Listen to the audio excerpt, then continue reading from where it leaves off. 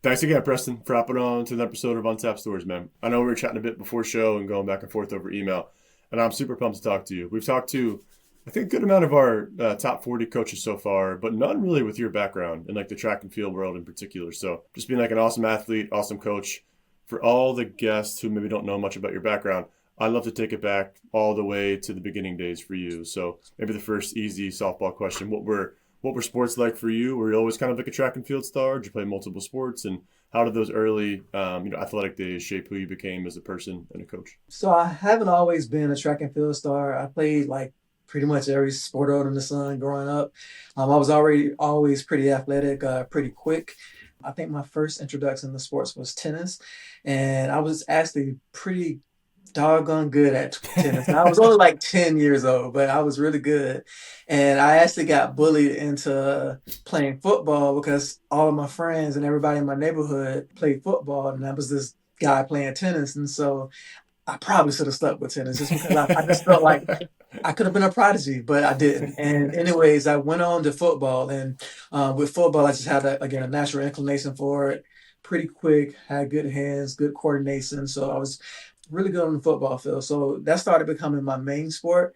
But then again, dibbled and dabbled in basketball, baseball, soccer, just did a little bit of everything. Anytime football was out of season, I was doing other things. Now, by the time I got to high school, even though I was still pretty good at football, I never grew. So like I kind of started getting pushed more so like I feel like out of that sport. Not out of the sport, but I just started feeling like it wasn't gonna be how I was gonna make my mark as much. But I was still quick. So the track and field coach actually recruited me in ninth grade, and it kind of just became my sport from there. I started doing it more often, running like competitively more often, doing more than like 40 yards as far as like, what football players would do, Yeah. and learning how to like truly maintain speed. There's different phases in a race, and the difference between acceleration versus top end, learning form, speed mechanics, and different stuff like that. The more I got into track, and of course, the more you win at something, you start feeling good about it. You started like wanting to master it. So University of Florida is where I went to college at, and I always wanted to go there. And so like the schools that were recruiting me for track and field, I had some D1 schools, but it wasn't like UF. And then for UF, I had academic scholarship, so I ended up choosing that. Didn't lose the love for track, so I ended up walking onto the track team. I think the really funny story of that is the first time I tried to walk onto the track team, I didn't make it. It's a good testament again as me as a coach of how I relate to kids or parents and their young kids or even older kids and like that position they could be in when they just feel like they're trying hard and they're not good enough. Like I went through that. Long story short, I trained my butt off for again the next year, and then I walked on again, had a tryout for the team my sophomore year of college as well. This time I made it, and from there the coach just built me. I always like to say like the coach took me from a regular Coach Mouse is his name from UF, but he took me from like a regular athlete and turned me into a champion. The idea of even just working hard and honing your craft and responding to failure and not letting failure be like the end of your journey. This kind of has driven me as a athlete when I was in college, and then it drives me as a coach as well. From the standpoint of just like I've seen what it's like to be at both ends. I've seen what it's been like to be at the bottom of the barrel as an athlete, and then towards the top. And by the end of my career at UF, I ended up becoming a national champion. I was actually a part of the first national championship team that the UF men's track and field team ever had. Wow. So, I mean, it's just been a pretty cool experience. After I graduated, I kind of dabbled and dabbled with the pro stuff. It didn't really pan out as well. Track is one of those sports that, again, either you're at the top or like you can't, it's like no in between. Like, Can't fake it's not it. like yeah, you can't fake it. And it's not like a lot of other sports where, you can be good and still be an asset to a team. Like either you're that person or you're not that person. And Okay. unfortunately, I wasn't like, again, definitely improved a lot, but I wasn't that person from a world class level. And so had to wrap that up pretty quick and kind of figure out my next avenue of how I continue to make an outpick. I mean, impact in sports and in just making it a part of my life for the rest of my life. And that was probably 20 years ago. I've been at it since. Good for you, man. Dude, I got that's a Crazy story, by the way. I got just one quick follow-up question. Hmm. I think a lot of athletes, like you said, they go through that. They don't make, they could be middle school, high school, college. They don't Hmm. make the team. They have a huge failure, a huge setback. You said you just put your head down, got to work, grinded, and came back sophomore year and made the team. Hmm. What did that year look like? Because I think a lot of athletes, like everyone hits that wall at some point, but like, Hmm. how did you actually go through that? How did you find the right, like, training regimen? And it sounds like you were doing it a lot on your own because you Hmm. weren't on the team yet, so you Right. didn't have like a coach with you. So how did you, find out what to do, push through that, and then come back next year even stronger? Like a lot of people, I started doing my research and, trying to find a coach and different stuff of that nature. I wasn't able to find a coach, but I started finding just more things about running and sprinting technique. So before then, I have never even really thought about quick technique. I just was again naturally quick, pretty fast, and so like it was something where I was like, okay, I've always thought I was fast and I always ran pretty good times. I can't be this slow. So what am I doing wrong? What can I do to make improvement? So again, started doing a lot of research and learning about again sprinting technique, and then on top of that, I started going into the weight room and taking my resistance training a lot more seriously, because the only other thing I could think of, if I wasn't naturally just going to be fast enough, then I needed to build something, and so I started building my power more.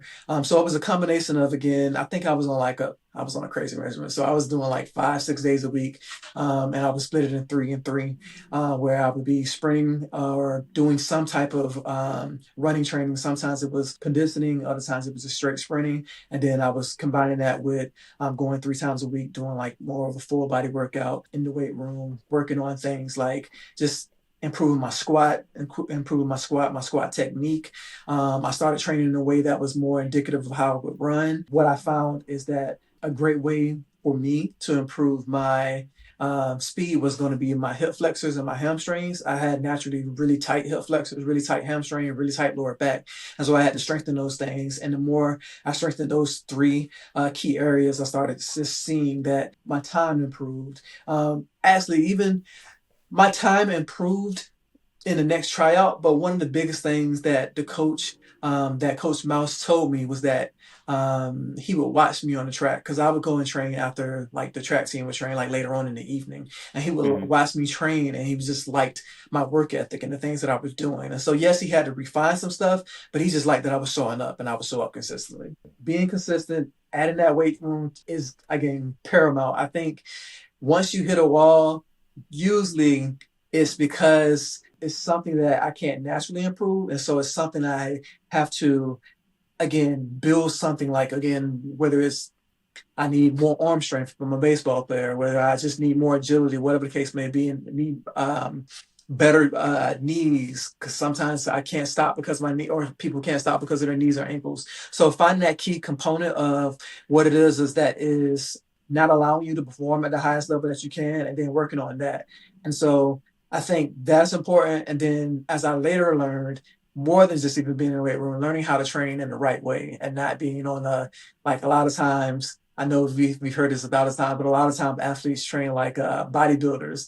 And so it's not really translating to like more speed, more explosiveness, more athleticism. So learning the Yeah. difference in your training. Because I know, people are probably going to see this today, but like, yeah, I train every day. I be hitting chest, I be hitting arms, and I hit legs some days. I have back days. And like as an athlete, that's not truly how you train. You want to train specifically for what your weaknesses are or what your weak areas are in your sport and how you can work to improve those things. And so, yeah. For young athletes, that's so powerful because I feel like a lot of kids say that same thing. Like it's not a lack of effort; they just don't Mhm. have the strategic direction with it. So you took a Right. step back, learned what was wrong, and made like a tactical decision to go after those things. Right. Also, I like your note too of getting in the gym with the coach. Like, not that you like, probably like mapped out when he was there, but I think for young athletes, like, there's a lot of ways you can do that because a lot of your coaches, when you're middle school, high school, like they just want to see kids succeed. So Right. if you ask them, like, hey, can I show up to a an open gym or a workout or like a practice, whatever, you're not like asking to be on the team, but like Hmm. if you get cut, how can I show that coach that's going to then next year make my decision to form the team or not? How can I get in there, like, in their world? I think there's a lot of times coaches would want you to do that and they would love a Right. kid who's like being proactive. So not just, hiding behind the scenes, waiting until next year. Like let the coach know, hey, I'm trying, I'm Right. doing these things and like put Right. your face in front of them. So, Right. From the sports psychology standpoint of the athlete, they want to see confidence. And so even when you have a failure, I want to be somebody that I want to bring on somebody on the team that is going to be able to become a leader and be an example to others. And so sometimes it's not going to be that you end up coming and you're just the best athlete there, but you could have a lot of intangibles that will make that coach still be like, I'm going to take a chance on them. And so, yeah, that, from the sports psychology piece, being able to build your self confidence and being able to build, like, again, as you were saying, not being shy, not being behind the scenes, but, being upfront, being direct, being able to communicate with that coach that, yeah, I know that you feel like I'm not what you're looking for, but I'm going to prove to you I am. Maybe not saying it that way, but just being in their Yeah, face, because it shows a lot more of your character than just being a good athlete. So sometimes you can be a good athlete, but not be a fit for a team because you don't have those other parts. And so I want yeah, someone that is going to work to get better, but also be an example to their teammates of how to be better or what that work ethic will look like. So that's, again, another huge component that I just want to jump back in. And even I feel like that was the direction you were going in. So I wanted to add that to it. 100%. Right.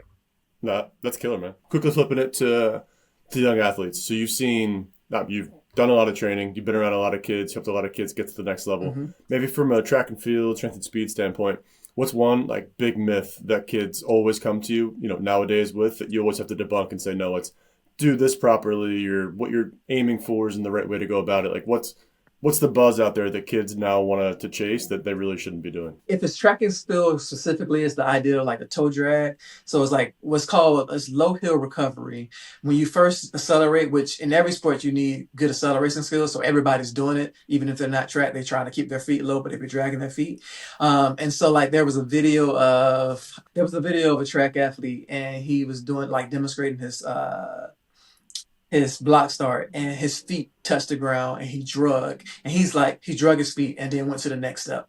And I mean, he's like a top notch athlete. He's been at the top Yeah. of his field for a long time, or had been at that time for a long time. And people saw the video and they instantly thought, hey, if I want to be fast, I need to keep my feet low, but I need to keep them so low that I'm dragging. And so you might train someone and you'll hear their feet on the ground, and it's like, and it's like, that's not what it was meant to. Yes, you're trying to keep your feet low in order to be able to have more clearance and get your feet back to the ground in the beginning first, Yeah. fast. But it's not meant for if I'm. I mean, just basic physics. If I'm dragging something, I'm not moving as fast. But every athlete that I have come across for a while in the beginning, either they are having their feet way too high, so they run like up high really quickly, or Yeah. they've had some type of coaching, or they've done some type of research, and they probably have come across that video. I had a coach that came across that video, and they're dragging their feet. And so it's not a horrible thing in the sense of like you are going to improve versus like, lifting your feet up and not like attacking down and back. But from a Yeah. standpoint of actually it being something that's going to help you to increase your speed and continue to increase your speed, is actually slowing you down. And so that's one of the biggest things I have to reteach, because again, it's low hill recovery, but it's not meant to be where my feet are dragging or my toes are dragging on the ground when I run in the beginning of in my acceleration stage. That's the biggest one that I've come, or that's the more, I think, new one. And then the other just big myth is that they think that speed is just genetics, and like either I'm born fast or I'm not going to be fast. And I think from my own story, from many stories of kids I've been coaching, from even coaches outside of me, it's not just genetic. You can train it. Now, there's a specific way to train it, and it's not something, again, that you are just going to work hard and just get better at. No, it's something you have to Yeah. have the mechanics. It's a skill. You have to build it. And so taking that notion of from it being genetics or something that naturally happens versus this being a skill set, we all can improve skill sets. When you first come, I always like to use baseball because, again, it's one of the hardest sports that I've played and just tried to learn. When you're learning to hit a ball, it's not something that you just are going to be able to adapt to. You have to learn to swing. There's one thing to just swing a bat. There's another thing to swing the bat correctly. Yeah. Similarly, speed is a speed. Speed is a skill. You're not just going to go out and run and it's just be like perfect day one. And if you never learned to run, then you may feel like I just never got better at it, but you just never actually practiced and honed that skill. Similarly to if I was swinging a bat, and I always just swung a bat, but I never got taught, I probably would always strike out everywhere I was at, or I would have never hit a baseball before. But if I learn it, which most people get their private coach and they learn the differences in the sense of how to swing, what balls to swing at, whatever the case may be, and they get better at it. And their batting percentage goes up and different stuff of that nature. Same thing, you PR, your times get better, you get faster over time when you develop the skill. And so skill Love that. versus just being genetic is another myth that I always have to debunk. And that's the kids, but that's also like the parents. Because the parents will come, they usually have sports background themselves, and like, oh yeah, I never was fast. I probably am the reason that he's not fast. And I'm like, yeah, I mean, in the beginning, yeah, we're gonna be naturally inclined to be able to do one thing better than the other, but at the same time, it's not something you shy away from. And so that not to run on, but that's also what I see with parents. Sometimes I'll catch the student late in or the athlete. I'm a school counselor as well, so I always interchange student and athlete all the time. But Yeah. I'll catch the athlete later on in their development. Like sometimes they're in high school and the parent will come and like, man, I wish I would have started this in middle school or elementary. But what was happening is I never felt strong or I never was fast myself. So I just always tried to get them to training other things. I just felt like that was never going to happen with them. And then they'll start seeing the speed improve and they're like, man, I just wish I would have did this sooner, and how far ahead they would be or along they would be in Interesting. their speed development. And so a lot of that's a big thing. A lot of parents shy away from even trying to seek out like specific speed training because they just felt like they were slow and that the kid was going to be slow.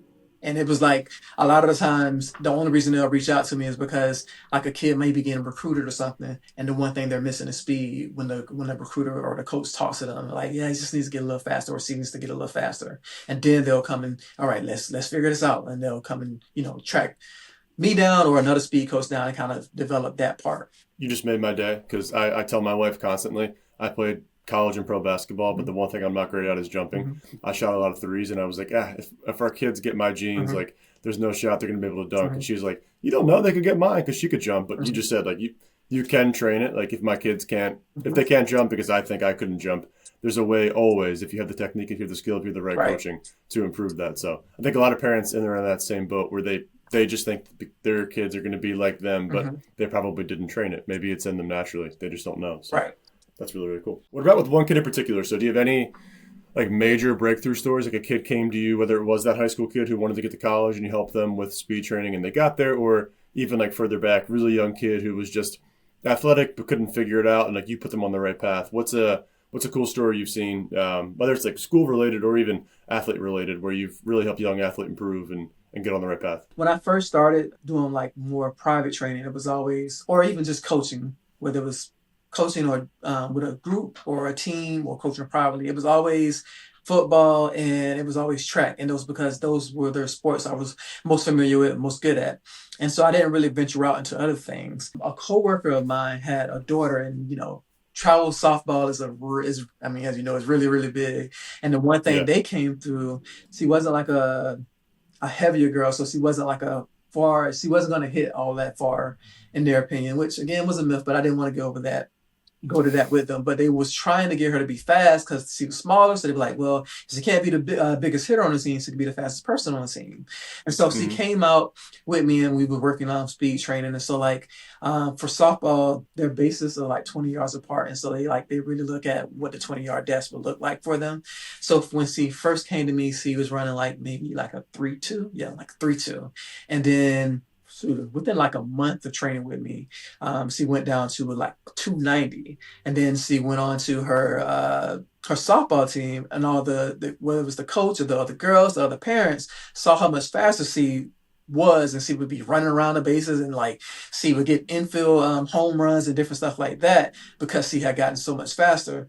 And so I think this was a pivotal. Like that kid has trained with me since he was what, maybe 10, and she trained me all the way up into this is her last year. She's going to college next year. I believe she'll be playing Nice. softball at UCF. But it's my transformative Awesome. story because it allowed me to see that it wasn't just like I was limiting myself in the sense of who I thought I could help to be faster or who I can help to build speed. And so long story, she went back on the team and everybody saw she got faster. So that coach ended up recruiting me and had me training the girls. And so when you think about a lot of times baseball or softball, they don't think about speed all that much. And it's not something they train. They train a lot of hitting, a lot of throwing. And so for all of the girls, it was like their first time getting any type of speed training.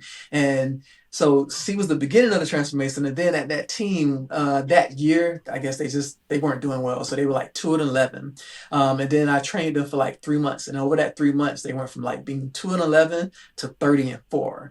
And it was crazy. Like in their mind, I was just like a myth to them in the sense of what I could do. I was like a speed guru, but the only thing was like none of them, like they weren't in shape or they weren't like able, they weren't moving well. And so a lot of the times they would get into their games and they would just get tired and they wouldn't have the intensity or the effort they were needing. And so they were losing. And then with speed training with me, one, it got them in shape, but also just helped them to be more intense and have and keep that intensity in everything they were doing. Speed and power go right in, like go hand in hand. So a lot of them started hitting better because they were more powerful because they had more speed. They had more fast twitch response and stuff of that nature. And so it just opened my eyes to the idea of, hey, it's not just the sports where people know that you need to be fast. Okay, if you think about football, everybody you're training for the 40 for like a lot of skill positions. You think about track, again, it's the speed. But like Yeah. after that, I started working and training people outside of those sports, and it's where I saw the most fruit as far as like seeing and hearing like a whole bunch of stories about transformation from the parents and their athletes. And again, going back to the centerpiece is because nobody had ever thought about even training the speed component because it was like, hey, the kids are slow. I just kind of accepted that's where they were at. They were just slow. So we would work on, it's like so for baseball, I was working on hitting, I was working on throwing. For soccer, I was working on my dribbling skills, I was working on shooting.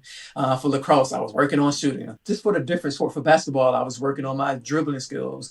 Versus it was funny that you said like jumping. Like so most of the athletes that come to me is for jumping, but the idea of again the faster I run usually is going to translate to me jumping higher as well because I have more speed to get through the Yeah. stretch shortening cycle, and it's going to help me to get off the ground faster. And a lot of times people can't jump is because I'm on the ground too long and I'm too slow at getting up. And so even I think teaching athletes and sometimes their parents how speed translates to different sports has been one of like the key pieces of I feel like what I'm doing more than anything in the midst of training. And so like sometimes I think people look at speed from the standpoint of I just want to be fast over a distance and I'm trying to run fast to a certain distance.